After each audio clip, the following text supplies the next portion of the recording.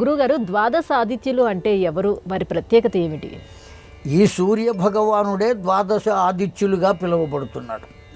ఆయనకు అనేకములైన పేర్లు ఉన్నాయి. ఇంట్లో పుట్టిన పిల్లవాడినే చిట్టి చట్టి అని అనేక రకాలుగా పిలుస్తున్నారు. అసలు వాడి పేరుని సరిగ్గా పిలవరు. అటువంటిది భగవంతుడికి ఎన్ని పేర్లు ఉండాలి? పూషుడు, అహస్కరుడు, భాస్కరుడు, ప్రభాకరుడు, సూర్యుడు, ఇట్లా ఎన్ని పేర్లు ఉన్నాయంటే 12 పేర్లు ఉన్నాయి. అందువల్ల 12 పేర్లను కలిపి ద్వాదశ ఆదిత్యులు అని పిలుస్తున్నారు. రెండవ భావం ఏమంటే ఆదిత్య తత్వం 12 తత్వాలుగా ఉన్నది. ఆ 12 తత్వములు అన్నీ ఎప్పుడు కనపడతాయంటే మనకు వేసవి కాలంలో కనపడతాయి.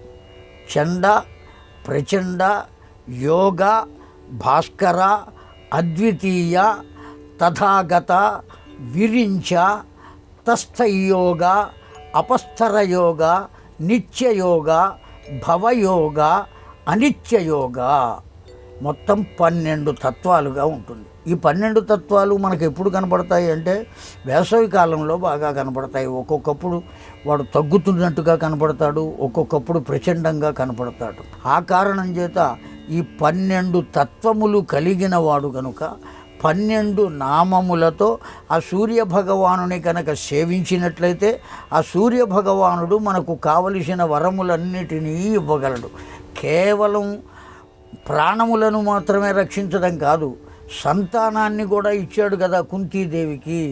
భారతంలో కనబడుతున్నది కదా, అనేకములైనటువంటివి ఇవ్వగలిగినటువంటి శక్తి కలిగిన వాడు సూర్య భగవానుడు కనుక ఆ ద్వాదశ ఆదిత్యులు అని అందువల్ల అన్నారు. చాలామంది ఉద్దేశం ఏమిటంటే బ్రహ్మాండాలు 12 ఉన్నాయి, ఒక్కొక్క బ్రహ్మాండంలో ఒక్కొక్క సూర్యుడు ఉంటాడు కనుక ఆయా బ్రహ్మాండములన్నీ కలిపి ఒక బ్రహ్మాండంగా భావిస్తే 12 బ్రహ్మాండాలు దాంట్లో ఉన్నాయి కనుక ఒక్కొక్క బ్రహ్మాండానికి ఒక్కొక్క సూర్యుడు కనుక 12 మంది సూర్యులు, ద్వాదశ ఆదిత్యులు అని అనుకుంటూ ఉంటారు. కానీ బ్రహ్మాండములు 12 కాదు, అనేక కోటి బ్రహ్మాండ జనని అని లలిత సహస్రనామంలో మనకు ఉన్నది. అనేక కోట్ల బ్రహ్మాండాలు ఉన్నాయి. అందువల్ల ఈ ద్వాదశ తత్వములే ద్వాదశ ఆదిత్యులుగా. ఆ తత్వములను గురించి వివరించాలి అంటే ఒక పురాణమే కావాలి.